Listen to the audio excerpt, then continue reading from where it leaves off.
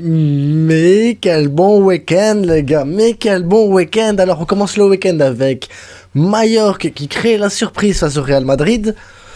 Après, voilà, le Real Madrid, malgré les aides de l'arbitrage pour qu'ils aient des pénaltys, enfin, du moins qu'ils aient un pénalty, heureusement, le karma, il est là, il rate le pénalty, mais le petit Marcos Asensio, parce qu'il n'y avait pas pénalty, on pourrait revenir 600 fois dessus, il n'y a jamais pénalty là-dessus.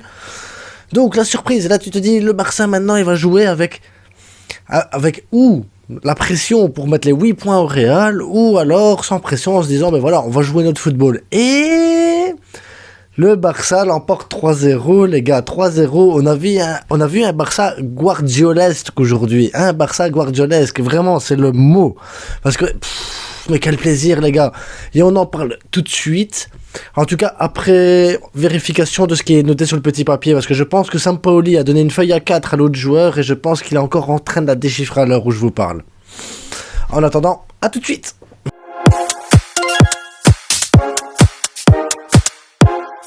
Alors, comme je l'ai dit, le Real perd son match contre Mallorca. Maintenant, on peut revenir un peu sur ce match en se disant que l'arbitrage, malgré le penalty qui a été offert, il faut siffler plus vite. Et ça, c'est ce que je reproche aux arbitres de la Liga, que ce soit avec Barcelone ou avec d'autres équipes. De toute façon, les arbitres sifflent pas assez rapidement les fautes et ne donnent pas assez vite de carton. Regardez tantôt Busquets. Je suis désolé, la faute qu'il y a sur Busquets, c'est jaune direct. Et après, derrière, t'es plus sévère. On a failli perdre Araujo à cause de ça. Hein. On a failli perdre Araujo, les gars. À cause d'une connerie comme ça. Si les cartons sortaient plus vite, il y aurait moins de fautes comme ça, il y aurait moins de blessures en championnat aussi. Parce que n'oublions pas qu'on enchaîne. Et derrière, on est plus fragile. Et le Real, tantôt, avant d'avoir un carton jaune, il y avait 15 fautes. Le match était une boucherie, les gars. Une boucherie à 11 derrière comme des guerriers. Ils ont fait leur foot. Hein. Après, derrière, l'autre, il te met un but sur un centre, une tête. Voilà, goal.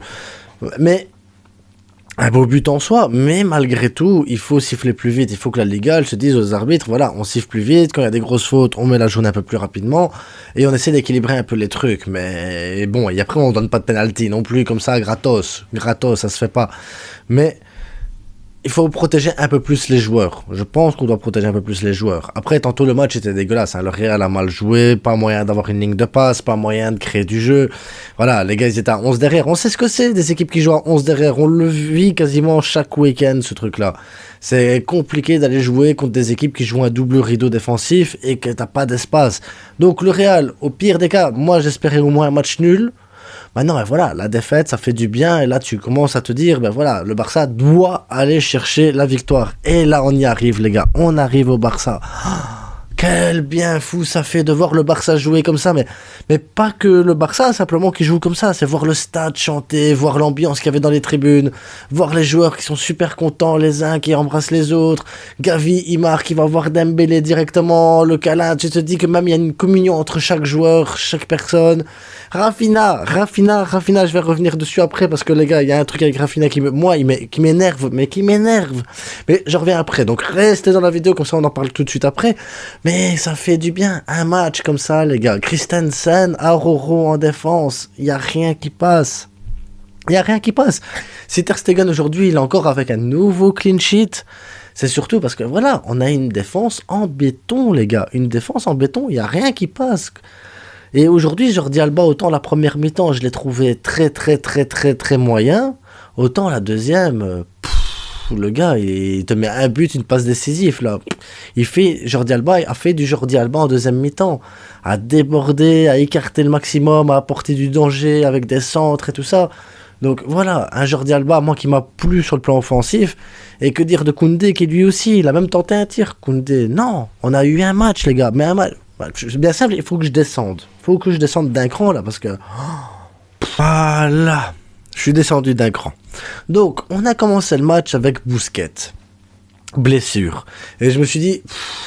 Qu'est-ce que Xavi va faire? Est-ce qu'il va mettre un attaquant à la place pour qu'on joue en 4-3-3? Finalement, il fait rentrer Kessié. Et c'est très intelligent de Xavi, mais très intelligent de Xavi de se dire on va mettre Kessié. Garder ce qu'on avait prévu de base dans le plan de jeu, ça veut dire avoir un milieu de terrain qui domine le milieu de terrain pour le contre-pressing. Un contre-pressing qui a super bien fonctionné. Et Franck Kessié, les gars, il a fait une superbe entrée. Bousquet ne m'a pas manqué une seule minute de ce match. Et pour que Bousquet ne me manque pas, franchement, c'est que Kessie a fait un grand match.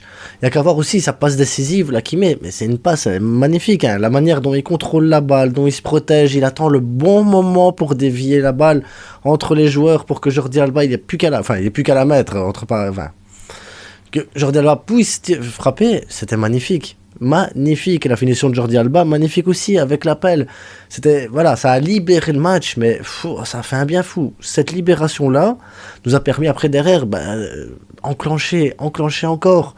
Parce qu'après, le but de Gavi, les gars, magnifique aussi. C'était tout simplement magnifique. Gavi qui arrive, et la passe, c'est une passe de Rafinha en plus. En plus, Rafinha, je me demande, là, sur la profondeur, il prend bien la profondeur pour l'une des rares fois où il prend la profondeur. Il fait son crochet habituel. Et je sais pas s'il veut la mettre à Gavi. Je sais pas. Mais en tout cas, il fait un beau centre, bien tendu. Là, Robert Lewandowski trop court, et derrière Gavi qui suit. Et ça, tu te dis, Gavi, il a cet instinct d'aller chercher le but. Gavi qui marque son premier but avec son numéro 6. C'est beau aussi, les gars. Le petit prince qui vient marquer comme ça sur son territoire avec son nouveau numéro. Voilà. T'es content. Tu te dis, ça y est, 2-0, le break. Maintenant, on fait tourner et tout ça. Et après, Jordi Alba, centre, Rafinha, but. Et c'est là qu'on va parler de Rafinha, les gars. Rafinha, je pense que j'ai passé 60 minutes quasiment à dire il faut le sortir. Faut le sortir du terrain parce que sa première mi-temps a été merdique, mais merdique, pas de dribble, pas de contrôle. Je me suis dit c'est le seul Brésilien du monde qui sait pas faire un dribble, le seul Brésilien du monde qui a rien dans ses pieds. Et après la 60e minute, je me suis dit mais c'est ce Rafinha là que je veux, celui-là, celui qui fait des beaux centres, celui qui lève la tête, celui qui essaie de percuter un peu, celui qui essaie de... Pourquoi tu fais pas ça tout le temps? Le gars, passeur, buteur, il a fait 30 minutes de dingue, et ces 30 minutes-là fait de lui l'homme du match, en fait. Clairement, l'homme du match. Mais il a joué que 30 minutes, hein.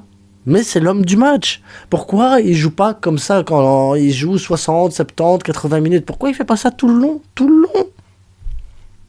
Parce qu'il serait vraiment bon, les gars, en fait, Rafinha, s'il faisait ça tout le long. Il faut qu'il prenne confiance, il faut qu'il se lance et qu'il se dise, mais oui, en fait, je peux le faire, oui, je sais le faire. Alors fais-le, simplement. Bref, on a eu Frenkie de Jong, grand match, Pedri, grand match, Gavi, grand match. Enfin, il n'y a pas de joueurs en dessous, il y a surtout des joueurs qui ont été au-dessus de ce que moi j'attendais réellement. Christensen, encore une fois, il m'épate, il est la fraude de l'année. On l'a volé à Chelsea, les gars. Chelsea, c'est un truc de fou. Ils doivent regarder ces matchs, ils doivent se dire, mais comment on a donné ce joueur-là? Comment on a fait pour leur donner? Il est trop fort. Braquage, c'est ça le mot. C'est le braquage du siècle, Christensen. Il est juste trop fort. Et en plus des défenseurs comme ça, qui savent jouer balle au pied, Aroro qui s'est amélioré aussi balle au pied, tu te dis maintenant, Aroro, Christensen, Koundé, Alba, Baldé, tous ces joueurs-là, ils savent jouer au pied. Ils ont du football dans les jambes. Et ça crée du foot, ça crée du jeu, ça crée des espaces. Le pressing, il arrive adverse, c'est pas grave, ils savent jouer au pied. Je suis même plus stressé. Il y a une époque où l'année passée, dès qu'il y avait une action, une attaque, un truc, j'étais comme ça, j'étais angoissé comme tout. Maintenant, les gens, ils attaquent, c'est rien. De toute façon, t'as vu nos défenseurs, risque rien. Et au pire des cas, s'il arrive à faire une frappe, Ter Stegen, c'est un mur. On a la meilleure défense de Liga, la meilleure défense d'Europe, 7 buts seulement. Et c'est pas pour rien. Et ce soir, on est maintenant la meilleure attaque du championnat également. Meilleure défense, meilleure attaque. Premier en championnat. On gagne la Supercoupe. En Coupe du Roi, on est encore en lice. Il nous reste l'Europa League. Dommage que c'est pas la Ligue des Champions parce que là, maintenant, on commence à être chaud. Mais c'est rien. On est en train de former un groupe, on est en train de former quelque chose, on est en train de faire quelque chose de grand, les gars. Quelque chose de grand. Alors ceux qui sont là, oui, mais c'est l'Europa League après, c'est les gens qui sont super négatifs, oui, mais Xavi. Les gars, le projet, ça prend du temps.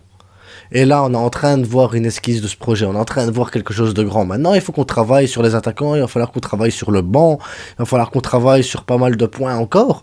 Mais quand on a un 11 titulaire, quand on a les joueurs qui sont là et les joueurs qui sont en forme, je sais pas quelle équipe peut nous battre. En tout cas, nous poser des problèmes, oui, mais nous battre, c'est compliqué, les gars.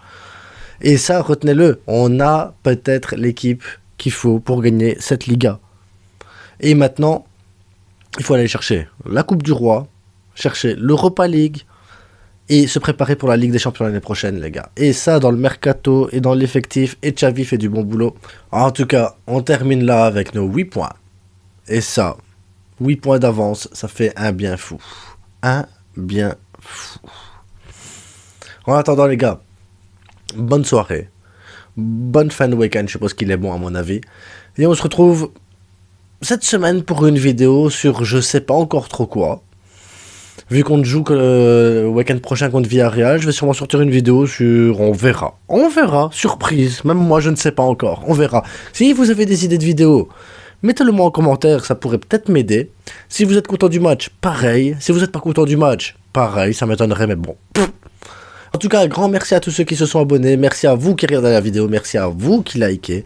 Merci à vous qui partagez. Merci à toute la population mondiale qui est derrière cet écran. En tout cas, merci les gars. Et à bientôt. Ciao.